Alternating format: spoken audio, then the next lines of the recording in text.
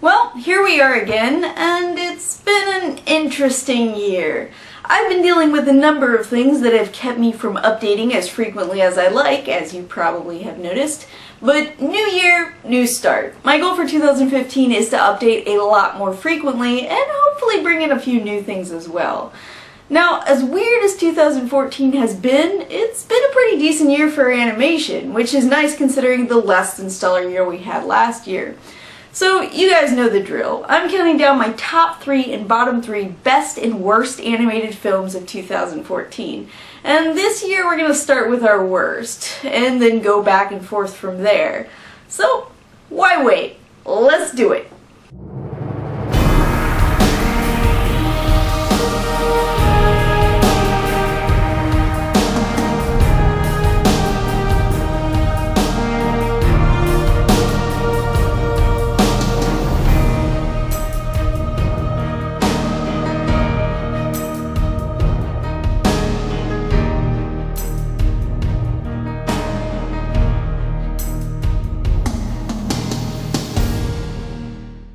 It's a testament to this year that the third worst film probably would not have made it on the list last year.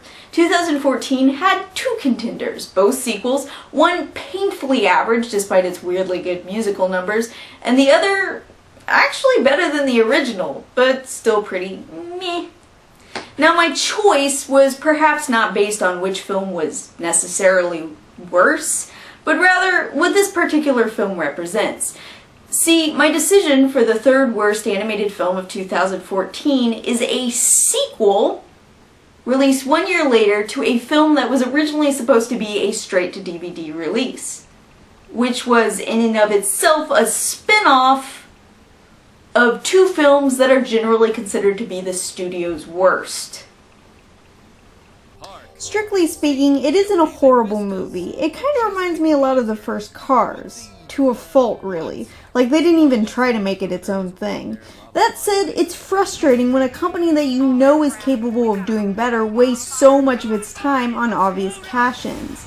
Disney should be better than this. They should have better animation, they should have better characters, they should have better stories.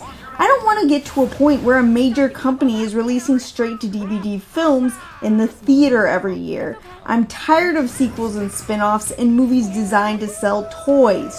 Do better! I never actually reviewed this movie because I didn't get around to seeing it in theaters. I actually saw it fairly recently while I was deciding on which movie I wanted to put at my number 3 spot. The default was Rio 2, but despite the fact that it was fairly cliché, and maybe a little worse of a movie than Fire and Rescue, at least if you take out the musical numbers, this one annoys me more for the mere fact of its existence. There's some attempt at drama, but ultimately it feels kinda cheap. It's like if a different company took the first Cars movie and tried to mimic it to cash in... Oh, wait. Never mind. Regardless, I'm hoping that this is the last we'll see of this franchise, but no doubt there's already some announcement somewhere for the next one. Unlike last year, it was really difficult to decide on my best of list this year. I pretty much knew which films were going in it, I just didn't know what order they'd be in. Which is why my third best film is probably the film that's going to win the Oscar in the animated film category. I'd bet money that this movie will come out on top at the Oscars, whether I personally think it deserves it or not. Which isn't to say that it doesn't deserve praise. It was inevitable that Disney would take advantage of their Marvel properties, and as far as superhero movies go, this one's really not all that dumbed down from what you might see in a live-action summer blockbuster. There's a decent amount of drama, a genuinely good lesson that doesn't oversell itself, and a lot of creativity. Despite all this, it does have its flaws. It could have benefited from a little more character development on its side characters, and the story, though mostly good, is a bit predictable. Although, let's be honest, how many superhero movies are there out there where you can't spot the villain a mile away? Big Hero 6 tries to throw in a red herring, but ultimately it's not too difficult to spot what's going on. At least it doesn't fall in the Disney trap by making the villain pure evil. They give him some depth and an understandable motivation. The biggest downside for me, though, is the ending, which is a bit cliche and actually kinda doesn't make a whole lot of sense. I compared it to the Iron Giant in my review without going into too much depth, but now that it's been out for a while, I don't mind going into a little more detail.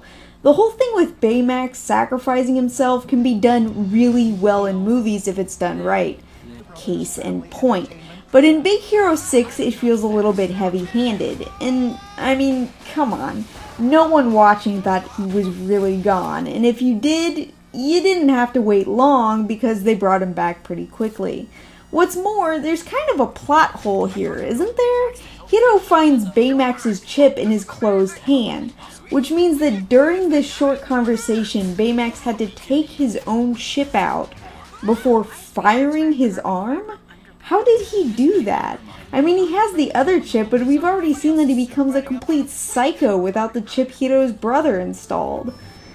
If it sounds like I'm complaining too much, rest assured I do still love this movie. It's these nitpicks that keep it from making it higher on my list, but it doesn't keep it from being a completely enjoyable film. Baymax's lovability mostly makes up for the weakness of some of the other characters, and the film's sense of humor, as well as its willingness to go to darker places, sets it above a lot of the other films that came out this year. If it had come out last year, it would have blown the competition away. Still, it definitely deserves a place on the list for 2014, even if it's not at the top. There weren't a lot of really bad animated movies in 2014, so my number 2 spot goes to a film that was mainly just really... It's probably very telling that I am actually having a hard time remembering many details about this movie. It was one of the first films to come out this year, and as I recall, it left a fairly nondescript impression. It wasn't bad enough to make me cringe, but there was nothing in it to praise either. It didn't have too many really deplorable groaners, but none of the jokes were funny. It was predictable in a lot of ways and bizarre in a lot of others, with a villain that had kind of senseless motivations who became pure evil by the end of the movie despite not really showing any sign of it at the beginning. The nut job hit all of the cliches that surround animated movies like this, and if it benefits at all, it benefits from the fact that it just isn't memorable enough to be truly hated. My top 2 spots were really difficult to decide between this year. This year, 2 films, the first 2 films since I started doing this, achieved perfect 10s in my rating system, and I debated back and forth for some time which film deserved to be at the number 1 spot. Is it the movie that was surprisingly good, better than it needed to be successful, with pretty much nothing in it to criticize? Or the movie that perfectly executed what a sequel should be all about? A film that actually made me kind of want further sequels down the line. Tricky. In the end, How to Train Your Dragon 2 made my number 2 spot, by a very small margin. I was skeptical when I found out DreamWorks was making a sequel for my absolute favorite DreamWorks film. They've ruined movies I've loved in the past, and, well, only time will tell if this franchise goes downhill as well. But for now, the sequel only strengthens the original. It was smart having it take place 5 years after the first movie, allowing the characters to grow past previous issues so that their character arcs don't just retread old ground. And beyond that, it hits all the right notes. Plot points I was concerned about were handled beautifully. Much like the first one, elements that might not work in a lot of other movies work in this movie because of how understated and natural everything feels. The movie feels bigger and darker and leans more towards an epic fantasy. It's clear that effort and care went into it, and that the writers and everyone involved treated it like a sequel should be treated. Different enough from the original to stand apart from it, but not lacking in the elements that made the original great. It's so rare for this to be pulled off right that when it is truly something to be celebrated. So before we look at the last 2 spots, let's take a quick look at what 2015 promises in terms of animation. First up this year is a movie called Strange Magic, created by Touchstone and LucasArts, which looks a lot like Epic, in a bad way. The animation is beautiful, but I find the jokes and overall writing in the trailer to be very worrying. It really feels like one of those movies that are going to be all spectacle, let down by writing that is trying to appeal to the lowest common denominator. It's also a musical, apparently. A lot of red flags going off here. We'll see. DreamWorks, as usual, releasing multiple films, starting with Home. I didn't think much of the short that was shown in theaters. I thought it lacked the humor and charm that comedic shorts usually display. The trailer's better, but I'm not wholly convinced yet that I will not find the main character a little too annoying.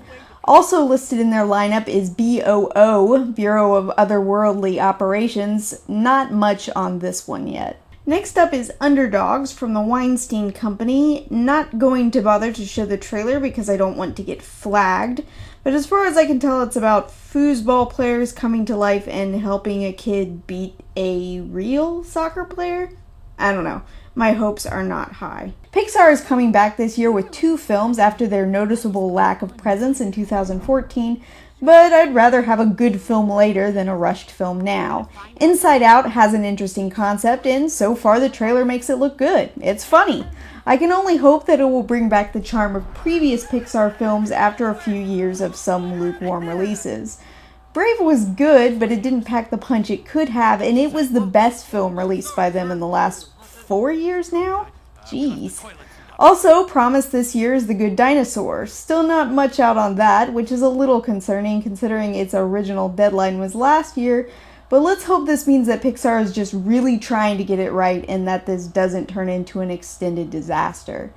Looks like Illumination is releasing Minions this year. I have no strong feelings towards this movie either way. It'll probably be funny. It'll be interesting to see how a movie does where the main characters basically speak gibberish. I still cannot help but feel that Illumination is trying to be DreamWorks, but who's to say? Hotel Transylvania 2 is also set to come out in 2015. There aren't any trailers yet. My feelings on sequels are already established. I wasn't a huge fan of the first one, but am always willing to be proven wrong. And last up is Peanuts by Blue Sky. Not overly confident about this one. Always hard to do a beloved property justice, and I'm not convinced Blue Sky is talented enough. But we'll see. That's about it. Again, there are a few others, but none with enough info so that I can really talk about them right now. Obviously, there will be pop-outs throughout the year. For now, back to the countdown. Last year, my number 1 worst spot went to a movie that was a disaster. A film that was actually ruined by something added in the last minute. An element that made it nearly unwatchable. The voice acting was so bad, you could tell it wasn't intended, and it cheapened the actually stellar animation to the point of revulsion. And yet, it was this year that warranted not only my first 10 rating, but my first 1 rating as well. Legends of Oz: Dorothy's Return fails on every account. Walking with Dinosaurs at least had nice animation. Legend of Oz's animation was barely good enough to be in theaters, and unfortunately everything else about it met the same standards. It doesn't help that it's a musical, because you know that a film like this isn't going to have good music. But to have something as creative as Oz lobotomized to the point of having no imagination or creativity either is just a shame. Why are there so many bad animated movies surrounding Oz? There's so much potential in the source material, if only someone with skill would take it on. Not here. The movie is so dull and poorly written that it has to rely on poorly integrated plot points to progress. The jokes so bad you can't even tell they're jokes. The characters so bland that hearing their name is all you need to know to gauge every element of their personality. Even the title is clumsy. How the hell do you fail at naming your movie? Legends of Oz: Dorothy's Return has been in the works for some time, and it's clear that whether by stalling it, or by inexperience, or by misguided writing or directing, that it should have just died in production.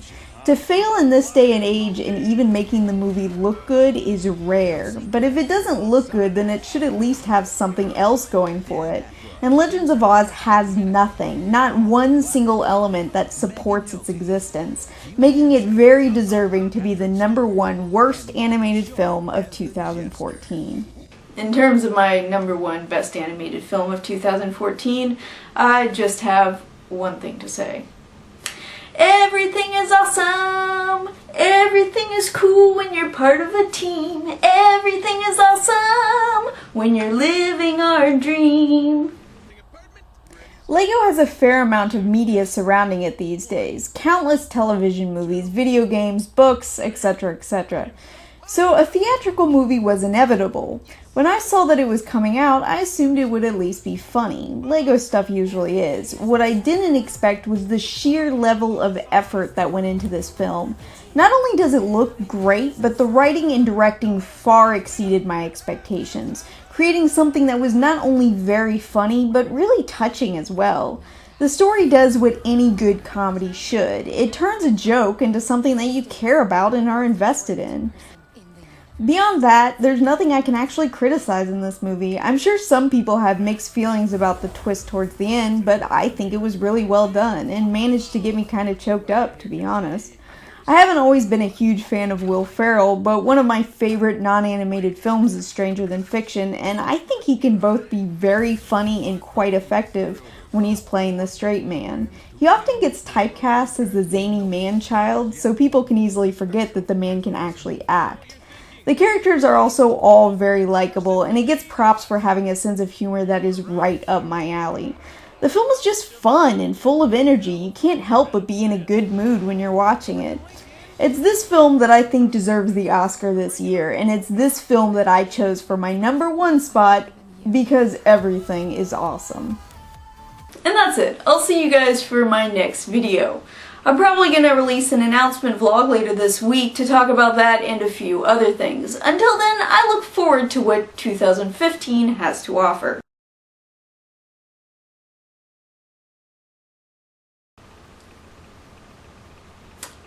I really need to stop looking into this stuff.